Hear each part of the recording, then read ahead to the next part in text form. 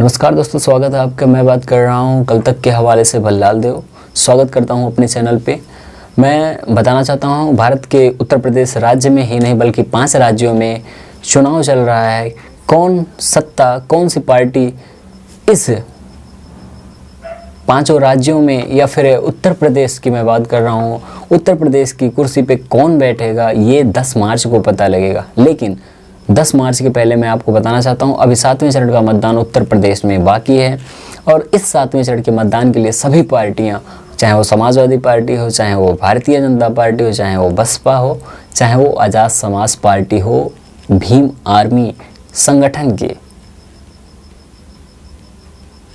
प्रेरणा स्रोत रामड़ जी का, मैं आपसे यही बताना चाहता हूं कि इस 7वें चरण के मतदान में आप अपने मत का प्रयोग एक ऐसी पार्टी को कीजिए जो देश का ही नहीं बल्कि उत्तर प्रदेश के साथ साथ पूरे देश का विकास करने के लिए अग्रसित हो। बल्कि आप अपने मतदान का प्रयोग ऐसी पार्टी को मत कीजिए जो कि हिंदू मुस्लिम करके आपको ही नहीं समस्त धर्मों को बांटने का काम करते हो। क्योंकि उत्तर प्रदेश में ही नहीं पूरे भारत को आज विकसित करने का, आगे बढ़ाने का सोच जिस पार्टी का हो आप उसे मतदान कीजिए, अपने मत का प्रयोग कीजिए। आप कभी किसकी लहर चल रही है या फिर आपके गांव में, आपके क्षेत्र में कौन ज़्यादा अमीर है, कौन सा नेता जो खड़ा हुआ है वो कौन सा गुंडा है, कैसा है, आप ये सारी चीज़ें सोचकर आप एक पढ़े लिखे यदि युवा हैं, आप अगर जो अपने देश के बारे में, प्रदेश के बारे में अच्छा सोचते हैं कि आपका प्रदेश उन्नति करे तो आप विकास के नाम पे वोट दीजिए, जाति एवं धर्म के नाम पे वोट देना बंद कीजिए।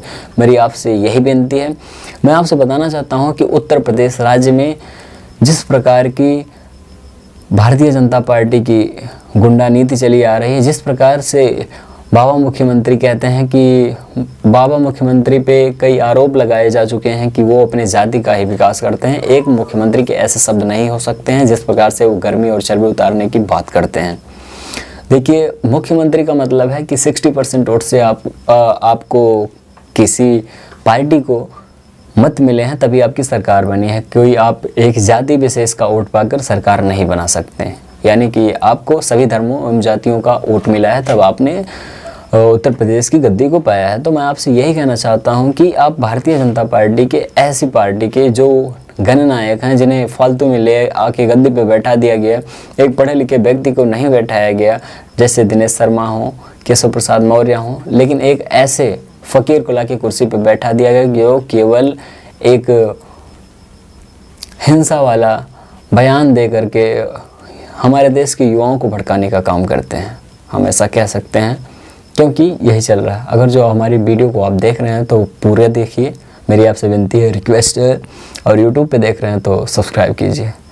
मैं आपसे बात कर रहा हूँ कि उत्तर प्रदेश में जिस प्रकार से 5 साल में भारतीय जनता पार्टी ने झूठे वादे करके किसानों के खेत में सांड को, हमारा पशुओं को फैला के, क्या मैं पूछना चाहता हूँ उत्तर प्रदेश में भारतीय जनता पार्टी से कि नीलगाय, जंगली जानवर कम थे क्या जो सांडों को खेत में छोड़ दिया गया? जिसके पास 1 बीघा खेती है उनकी खेती बर्बाद कर देते हैं। अगर जो 10 से 20 जानवर आपके खेत में आ जाते हैं उन पे क्या बीतती है, आप उनके परिवार वालों से मिलकर बताइए। देखिए, 4 किलो 5 किलो राशन से किसी को कुछ नहीं होता, किसी का भला होने वाला नहीं है।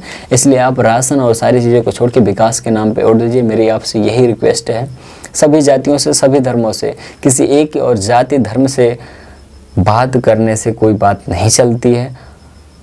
यदि आप विकास करेंगे तो आपके उत्तर प्रदेश का विकास होगा, आपका विकास होगा। जिस प्रकार से भारतीय जनता पार्टी ने शिक्षा के मुद्दे को एकदम दबा के रखा है, 3 साल से स्कूल कॉलेज बंद है, लेकिन इस स्कूल और शिक्षा, एजुकेशन पे भारतीय जनता पार्टी ने कोई, मैं नहीं देख रहा हूँ कि ज़मीनी मुद्दा बना के इस शिक्षा के बारे में कोई बात की गई हो। केवल स्कूल और विश्वविद्यालयों को बनाने की बात हो रही है, लेकिन ये कॉलेज, ये विश्वविद्यालय बने कहाँ हैं ये अभी तक ज़मीनी स्तर के लोगों को पता नहीं है। जब स्कूल कॉलेज जो खुले भी थे उन्हें बंद कर दिया गया, ऑनलाइन क्लासेस लिए जा रहे हैं, हर किसी के पास एंड्रॉयड फ़ोन या फिर मोबाइल फ़ोन की सुविधा नहीं है, उन्हें ये शिक्षा नहीं मिल पा रही है, वो शिक्षा से वंचित हैं। तो आप ऐसी सरकार ना लाइए जो कोरोना के बहाने खुद तो करोड़ों की भीड़ में जनसभा कर रहे हैं, लेकिन आपके बच्चों को 3 साल से घर पे बैठाए हुए हैं ताकि आप शिक्षा ना पा सकें। आप लाचार रहें, आप अपने हक की लड़ाई ना मांग सकें, और ये उत्तर प्रदेश ही नहीं अपितु पूरे भारत में राज कर सकें, एक नफरत, एक हिंसा की भावना को लेकर। तो मेरी आपसे यही रिक्वेस्ट है, 7वें चरण का मतदान है, आप ऐसी पार्टी को वोट दीजिए, आप समाजवादी पार्टी को वोट दीजिए जिससे देश का विकास हो सके, उत्तर प्रदेश का विकास हो सके, क्योंकि उत्तर प्रदेश से राजनीति देश तक जाती है, उत्तर प्रदेश के विकास से ही पूरे देश का विकास होता है। मैं आपसे यही गुजारिश करता हूं कि आप अपने मत का प्रयोग एक ऐसी पार्टी को करेंगे, एक समाजवादी पार्टी को करेंगे इस बार, ताकि इस उत्तर प्रदेश का विकास हो सके। आज उत्तर प्रदेश में वर्तमान सरकार भाजपा की सरकार है और इसी भाजपा की सरकार ने 3 साल पहले 2019 में जब कोरोना आया, पहली बात कोरोना को लाने वाले हमारे फेकू प्रधानमंत्री नरेंद्र मोदी जी हैं। इन्होंने डोनाल्ड ट्रंप को लाके ही हमारे देश में कोरोना लाया था। यदि इन्हें पहले ही राहुल गांधी की बात सुन ली होती तो हमारे देश में कोरोना ना आता। इन्होंने ताली और थाली बजवा के हमारे देश का अपमान किया है, हमारे युवाओं के साथ अपमान किया है। जितना इस देश का युवा जितना इस प्रधानमंत्री को मानता था, उतना ही प्रधानमंत्री ने हमारे युवाओं के साथ मजाक किया, हर बात को मजाक में लिया है। अगर जो किसी बात को सीरियस लेते तो ऐसा ना होता। सोनू सूद एक एक्टर हैं, लेकिन उन्होंने जिस प्रकार से अपने पैसों एवं हृदय का प्रयोग करके, अपने दिल का प्रयोग करके लोगों को मदद की, जिस प्रकार से कोरोना काल में बिना बताए लॉकडाउन लगा देना कि 7 दिन फिर 15 दिन, और वहाँ पे गरीब मजदूर एक दूसरे प्रदेश से प्रवासी मजदूर अपने घर पे पैदल आए, कितनी महिलाओं को कितना संकट का सामना करना पड़ा, कितनी महिलाओं का प्रसव हो गया रास्ते में, कितने लोग रेलगाड़ियों से कट के मर गए। लेकिन इस पे सरकार ने, एक पूरी सरकार चुप्पी साध के बैठ गई। कोई भी सरकार भारत में भारतीय जनता पार्टी की सरकार है, किसी भी प्रदेश की सरकार ने किसी पे कोई मुद्दा नहीं उठाया। लेकिन जब वैक्सीन लगवाने की बात हुई तो पूरे देश में भाजपा वालों ने इतने बड़े बड़े बैनर लगा रखे हैं, कम से कम अरबों खरबों रुपए भाजपा वालों ने खर्च किए इस पे।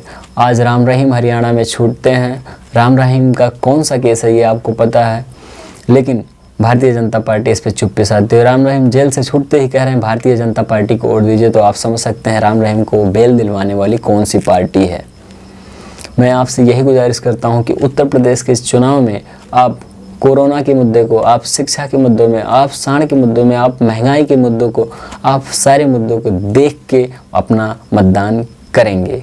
इसी के साथ मैं वल्लाल देव आपसे इजाज़त मांगता हूँ, मिलता हूँ अगले वीडियो में। तब तक के लिए जय हिंद।